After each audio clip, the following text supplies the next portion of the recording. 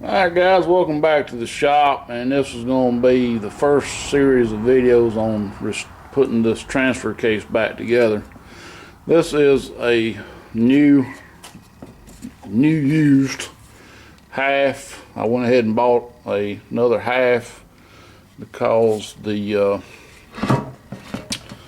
this piece right here was wore out on the one we got, and I didn't really feel confident of using the case I had for parts because it has been re-welded in this area over here. So found that on eBay, and of course it was more than I wanted to give, but for what I'm gonna have in this, I can't buy a rebuilt one for what I'm gonna have in it. I also went ahead and purchased a new chain. As you can see, I've got it sitting on the old chain. Notice the old chain, the new chain, you can just about do it any way you want. I mean, you can curl this thing up, and this is how I bought it. It was curled up like that. And the old chain that has stretched over the years, that's about as much as you can curve it, and it will not bend any other way. You can't get it to bend in the middle. So it needed replacing, and it's a good insurance policy to go ahead and replace your chain. I think that was $130 something for a new chain, and I feel a lot more comfortable knowing that I'm gonna put a new chain in here. And this chain, if I'd reused the old chain, it's subject to break and destroy the case, and so you just throw away hundreds of dollars worth of work, and have to go buy a new one on top of that. So I am glad that I do have parts for this, because I was looking at this input shaft, and I'm hoping you can see where it's wore right there. It wore a groove in every tooth in that little tiny area. So this is the part that came out of our transfer case. This is the used part that came out of my other case, and as you can see, it looks perfect. Got little 3 notches in the middle, and what I'm thinking is somebody's rebuilt or worked on this case before, and they didn't have the gears thrust bearing was not right on it. Now that kind of worries me, because I'm not sure how to set this up with the shims. I was planning on just sticking what came on it back on it and going with it, but now that I see it's when wearing on the edge like this, I'm worried that this one's going to do the same thing. The only issue I had with this one was it was a little rusty from just being exposed. I cleaned off the edge there, and I'm not too worried about the inside. I can get that with a brush, but notice on the inside there's a plug, and on the other side there's a bearing. So what I'm going to do is I'm going to knock this cap back this way. I believe it will clear the bearing itself, and then I can tap that bearing out. We're going to try that. This socket I'm using is a 15/16. An inch may fit, but I believe the 15/16.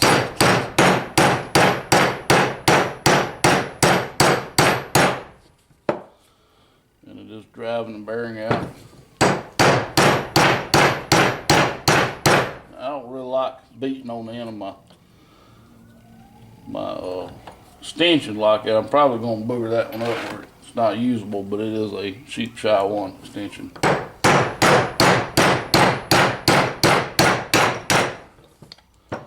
There's the bearing.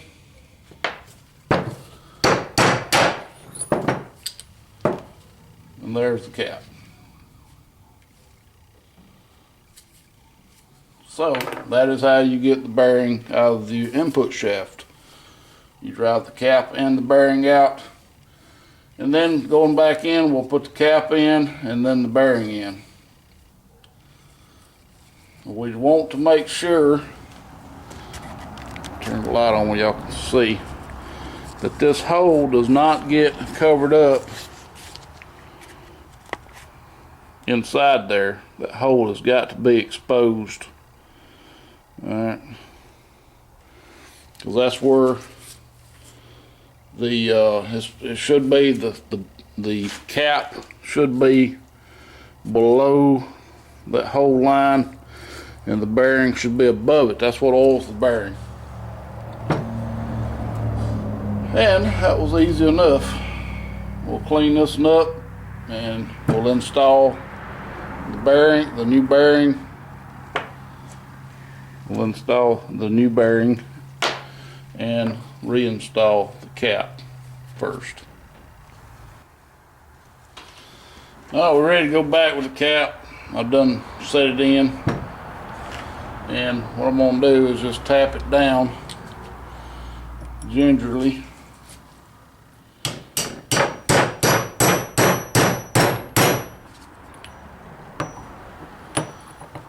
This could stand just a little bit bigger socket.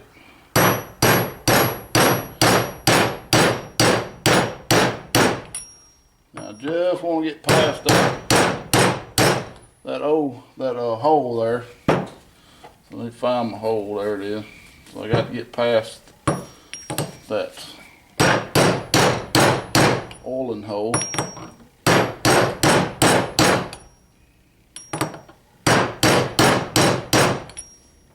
Alright, I'm past the oiling hole.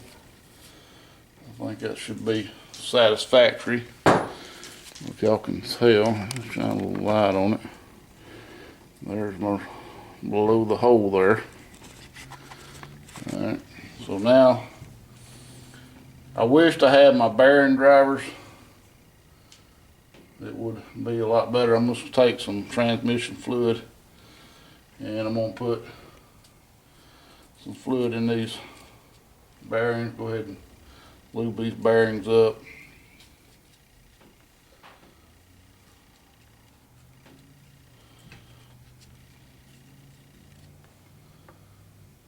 What I got to do is find a driver that'll fit the ring of this.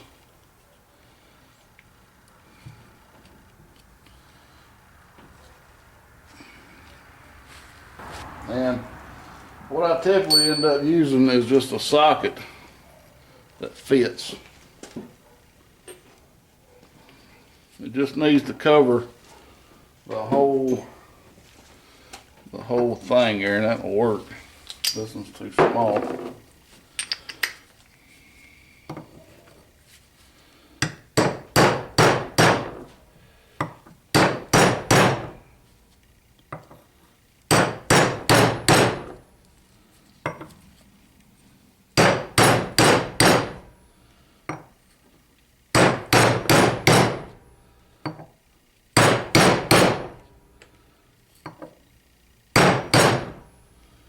And if I ain't mistaken, I can look back and see, but I believe that bearing sits flush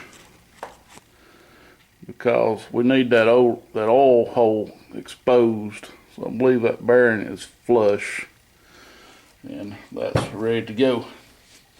And now we'll move on to the next item up for bid. Up for cleaning. All right, so our next item we're going to deal with is the four-wheel drive output shaft, the shaft that goes to the front axle. And I'm hoping my little ring expander tool will help me get on this joker, but I don't think it will. I think I'm gonna have to get some snap ring pliers. Alright, we'll try these little bastards.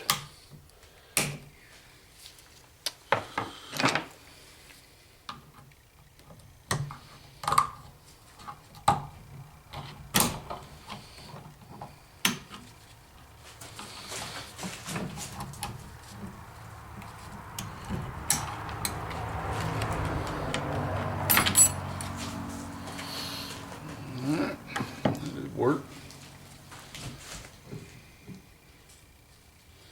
Now I don't know if this thing has got a bearing. I don't think it is. I think it's just I think it just holds this gear on. So, well, that'll give me a chance to clean up both of these parts anyway, and then we'll reassemble it.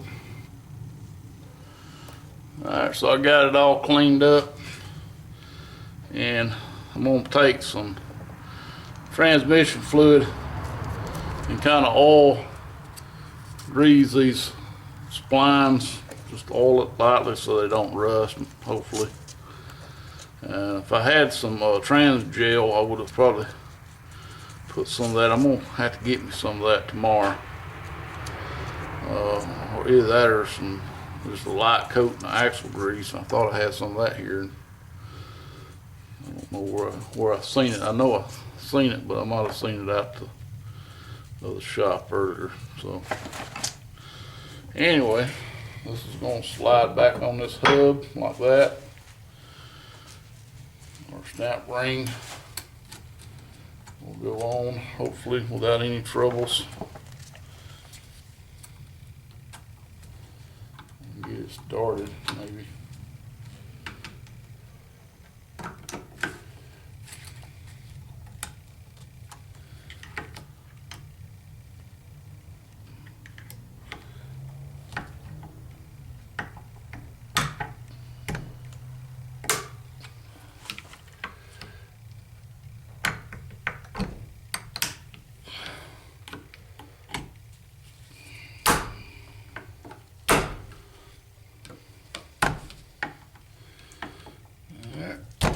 And that's all this is that.